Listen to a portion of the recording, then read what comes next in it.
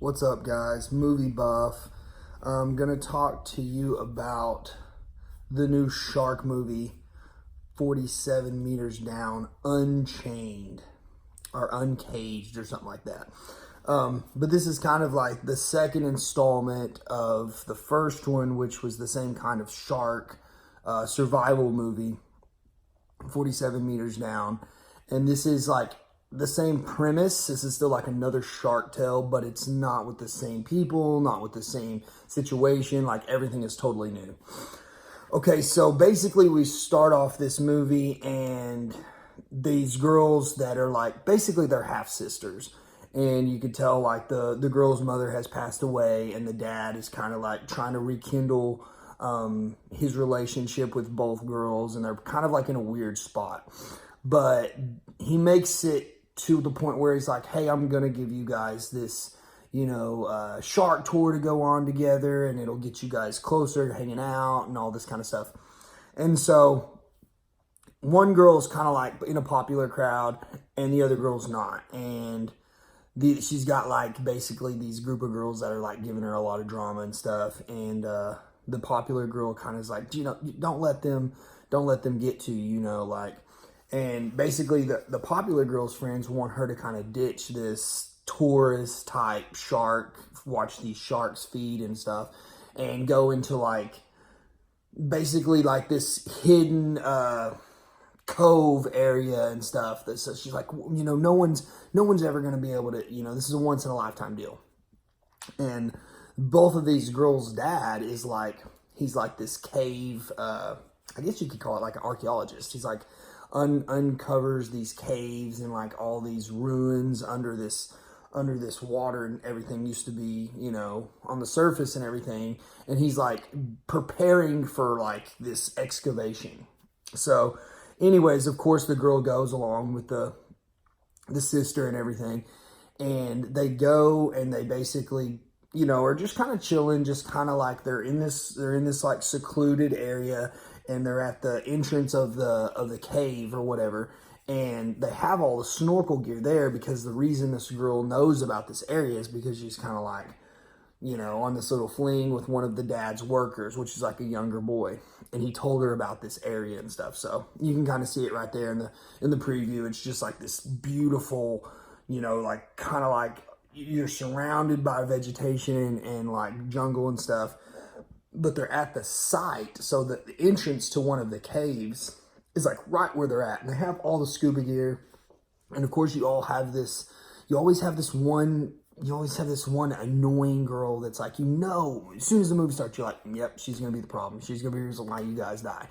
And sure enough, the girl with the bad kind of like, troublemaker, I guess you could say, she convinces them, let's just put on this gear. We've got it all here. Let's go down into the site.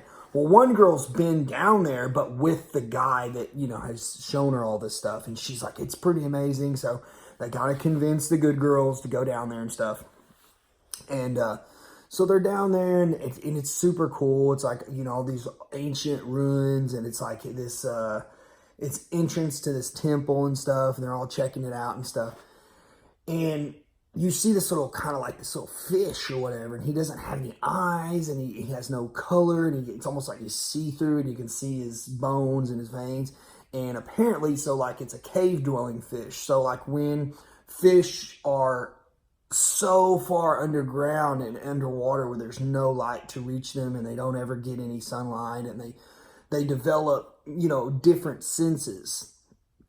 And so they're like trying to fuck with this fish, trying to get its attention, and it kind of like comes at them, and it scares of course the troublemaking girl, and she like gets shocked or whatever. So she like, knocks, over this pillar. And so when this pillar goes down, this soot that's like collective all on the floor, it like jumps up and it's like settling all into the water. So they can't see shit. So it's very like on your seat, like, fuck, the shark's about to come. The shark's about to come. Because you even as an audience member, you can't see shit, and you can hear their mics like breaking up and shit. And you're like, this is a perfect scenario for someone to die.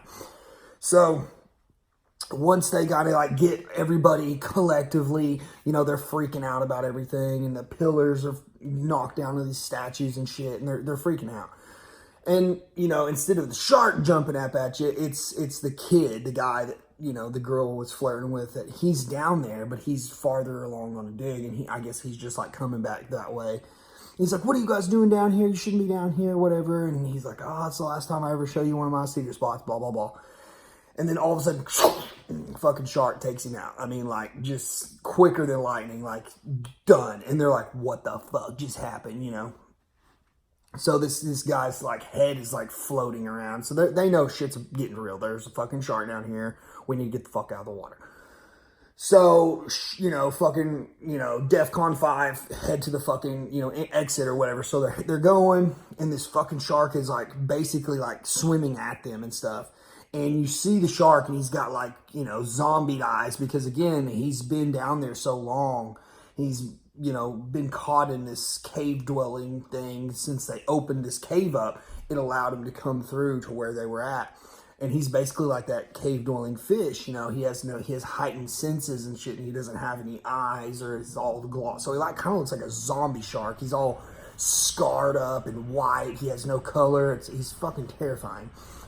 And so he's swimming or whatever, and he obviously detects, different like footing and like wave pattern and all this shit. So he's swimming, and they're fucking trying to get out of the entrance, and it caves in on him. And that's pretty much where the movie, like, starts. Like, okay, not are you only getting chased by, like, this zombie fucking cave shark, like, ancient fucking great white, but you're underwater with limited air and claustrophobic fucking, like, tiny spaces in this underwater cave. Most terrifying fucking thing ever, right? So that's kind of where the movie, starts. It's, like, journey of the plot. So basically they're like, okay, we know, we can't get out this way. They're freaking out. They only have so much air between all of them and stuff. They know they got to go, find the dad or find, the other team member that was down there. And they're like, well, he had a guide wire. Well, it's guide wires like this little, guide wire that you kind of like breadcrumbs. When you go somewhere, you let this wire go and you can get back that way.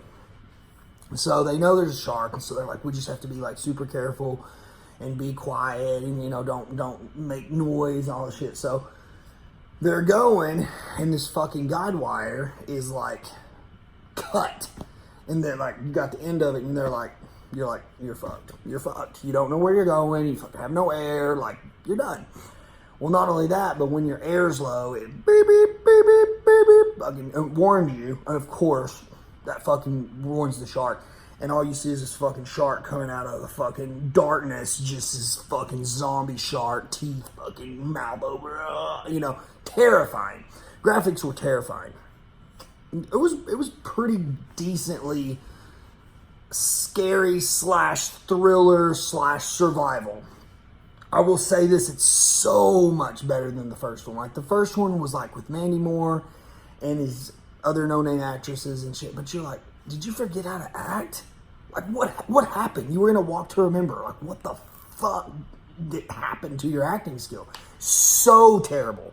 Like, that wasn't a great performance. That was terrible. Like, kill yourself terrible. So this one I wasn't expecting a lot, just because of the last one was like such a letdown. But this one was actually pretty decent. And the story kind of continues with, them basically trying to get to the surface without dying. And there's all kinds of shit that takes place. I mean, there's this water tunnel that sucks you down. And again, they're on limited air. And it turns out there's more than one cave-dwelling shark. And it's like I said, it's survival, horror, thriller, kind of all rolled up into one. And, there's 4 girls and 3 members of, the dad and 2 of the boys. So all this party in the beginning, and at the end, you see what is ended up, being left after all this. So obviously people are going to get eaten by sharks. That's the reason why we came to watch the movie. But the way they did the shark attacks and the shark footage, and like the close-ups and the way they filmed the shark and the music and everything. It was really well done. So I thought, you know, for what the first one was, this was actually pretty decent. I came away satisfied. I wouldn't give it like a 10 or nothing, but it was definitely pretty cool. And it was definitely, like I said, it kind of keeps you on the edge of your seat. It has that, it touches on that claustrophobic fear. It touches on the shark fear. It touches on the running out of air and the thriller and the suspense and kind of a little horror even. So, you know, if you like sharks, go check it out. Obviously, it's definitely a shark movie, but it also kind of touches on all those others very briefly, but enough to where it gets you engrossed in the movie. So until next time, guys, see you at the movies.